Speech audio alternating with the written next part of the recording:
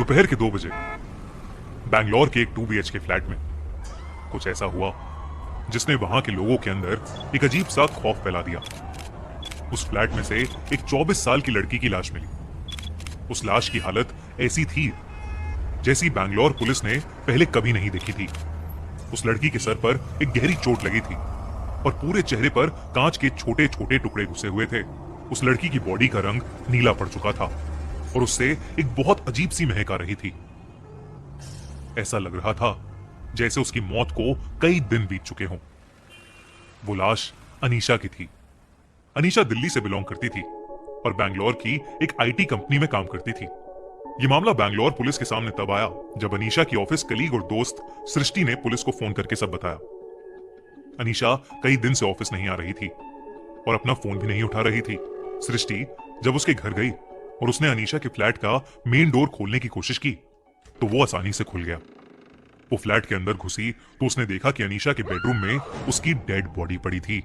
घर के अंदर इन्वेस्टिगेट करते हुए पुलिस का दिमाग चकरा रहा था क्योंकि उन्हें वहां ना तो कोई फिंगरप्रिंट्स, ना ही घर में कोई चोरी के साइंस और ना ही किसी तरह का कोई सबूत मिल पा रहा था।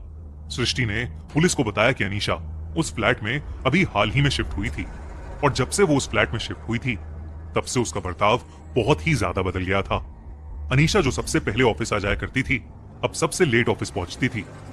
हमेशा सबके साथ घुल मिल के रहने वाली अनीशा एकदम से शांत और चिड़चिड़ी हो गई थी और हमेशा किसी ना किसी को उसको उसके घर तक छोड़ने पर इंसिस्ट करती थी।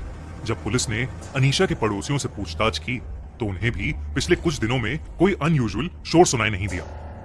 लेकिन एक बूढ़े आदमी ने अनीशा की मौत का जिम्मेदार उसके फ्लैट को ठहराया।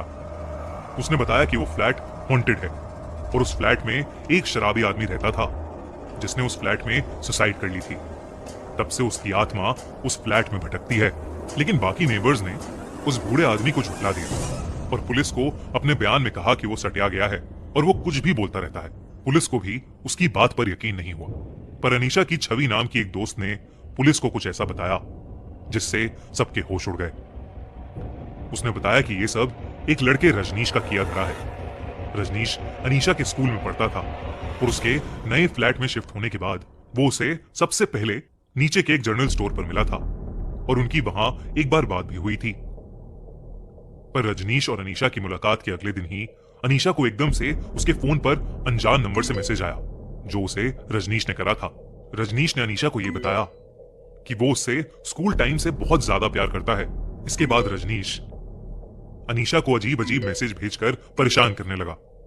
अनीशा ने उसका नंबर ब्लॉक कर दिया तो वो अनीशा को जगह जगह फॉलो करने लग गया।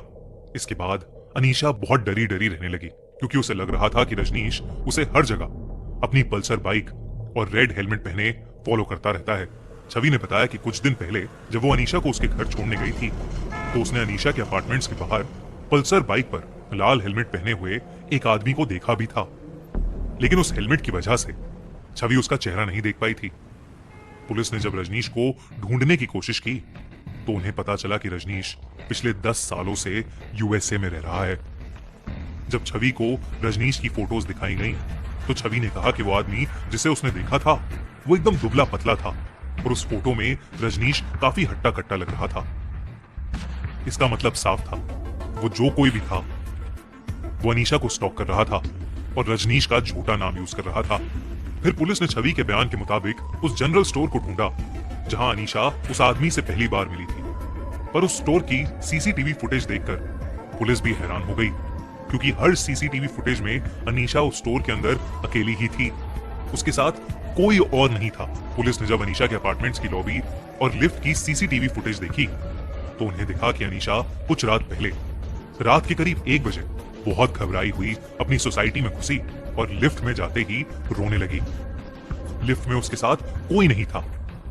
एक जगह आकर लिफ्ट का दरवाजा खुला लेकिन उसमें कोई घुसा नहीं और तभी अचानक से वो CCTV फुटेज बंद पड़ गई। सोसाइटी वालों ने बताया कि उसकी आगे की रिकॉर्डिंग ही नहीं हुई थी क्योंकि वो CCTV कैमरा खराब हो गया था। वो आखिरी बार था जब अनीशा सोसाइटी से बाहर निकली थी क्योंकि उसके कुछ दिन बाद ही उसकी लाश उसके फ्लैट से मिली। पुलिस ने उस लाल हेलमेट वाले स्टॉकर को हर जगह ढूंढा पर उन्हें वो कहीं नहीं मिला और वो केस हमेशा के लिए एक मिस्ट्री बनकर रह गया। पर किसने मारा अनीशा को? क्या उसका फ्लैट सच में हॉन्टेड था, या फिर वो लाल हेलमेट वाला स्टॉकर वाकई अनीशा से प्यार करता था? और क्या ऐसा हो सकता है कि अनीशा ने उसके प्यार को यूज करके उसे ठुकरा दिया और इसी वजह से उसने अनीशा की जान ले ली? ऐसी ही एक मर्डर